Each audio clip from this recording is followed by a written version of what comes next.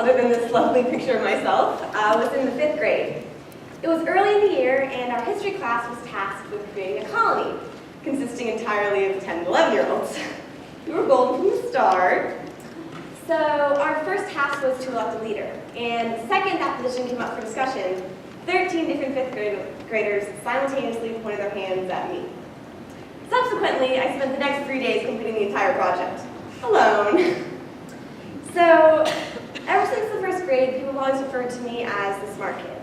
Teachers, classmates, relatives, everyone was constantly commenting on my supposed intellect. And this felt great at the time, and it still feels good, but it constantly left me mulling over the same question, again and again. Why me? Why have I been deemed more competent, capable, or successful than my peers? The answer I settled upon was this. I fit the mold, and more specifically, I fit the mold for success. Whether we want to believe it or not, there's a specific path to achievement in our culture. Good grades, extracurriculars, test scores, college plans. It's one not everyone fits into, but it's what's expected of us, at least for the first 24 some years of our lives.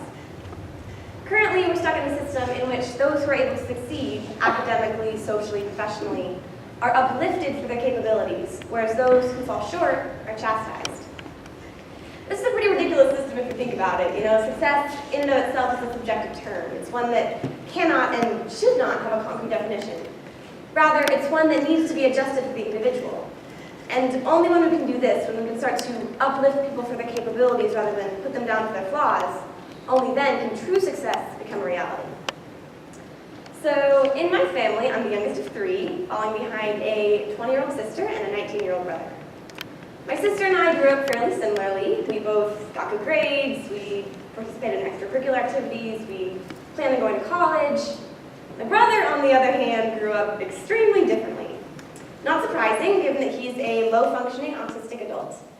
He has an extremely limited verbal communication, incomplete formal education, and an extremely sensitive sensory system, among other things.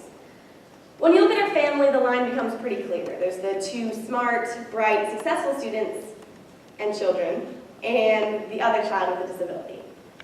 Yet, again, these characteristics are entirely relative. On the other hand, Alex has had at least 5 volunteering jobs in the last 2 years, ranging from volunteering at the Portland Police Station to park maintenance at the Chinese Gardens. Even more impressively, in the last 2 years, he's been able to open Promoting Independent Employment, PIEDX for short, which is a local vending machine business present throughout the Portland area, and also an organization that helps adults with disabilities to find employment. And if that's not successful by our standards, I have no idea what it is. So this took a lot of trial and error, obviously, but eventually my family was able to redefine success for my brother. They looked at Alex and said, you know what? Maybe you don't have to go to school every day. Maybe for you, social interaction and experience is more important. Instead of forcing him down a path that would lead to nothing more than stress and dissatisfaction, they chose to create another option. As my mom always likes to put it, we chose to assume Alex's capability rather than scrutinize him for his flaws. Instead of forcing him down a path that would lead to nothing more than stress and dissatisfaction, we chose something differently. And by doing this, Alex was able to achieve a form of success far beyond anything we'd ever dreamed of. Now, instead of a life of dependency and isolation, he faces one of freedom, of work, and of full integration into his community. By assuming that Alex was competent, he was able to completely alter the course of his life. So obviously, methods like this are more easily identified in situations such as Alex's, but there are so many other instances in life where this really applies. You know, we're at a school, so take education.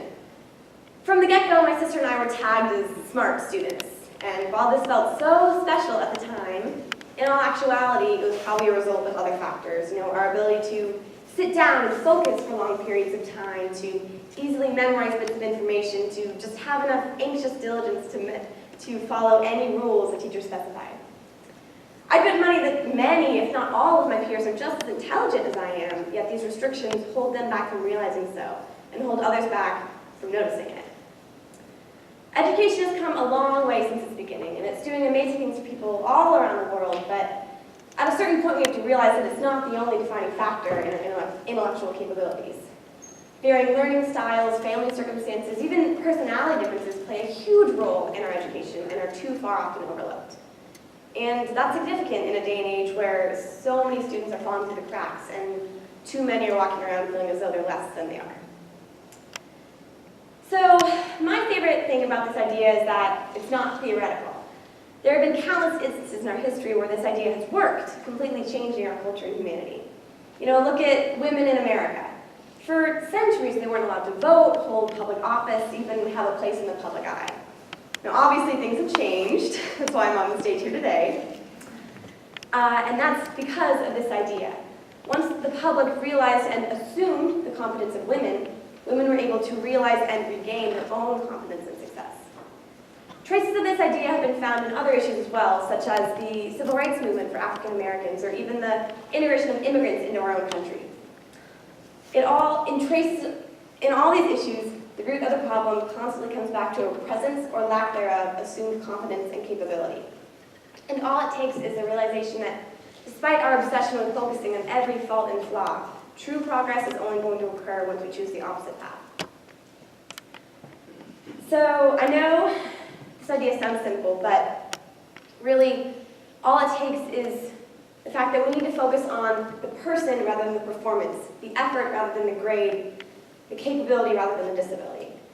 I know this idea sounds simple, but you know, it sounds like one of those little things you want to put up on your wall, like every student is successful, or you know, every human is worth it, success is what you want it to be. It's an idea that most people take for granted is just already occurring. Yet, in the real world, it's so much more than that. It's looking at the oppressed in our nation, racially or otherwise, and realizing it's not their actions, but our lack of faith in their competence that's causing the issue.